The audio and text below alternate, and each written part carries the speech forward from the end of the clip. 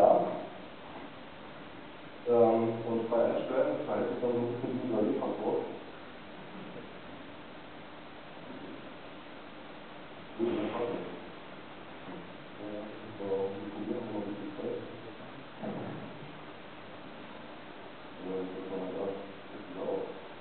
Gut, ich will jetzt mal die Medien hier raus, ich stelle es nochmal an, die wirtschaftliche Leute, ich würde jetzt versuchen, die versorgen, damit der Akku nicht leer läuft.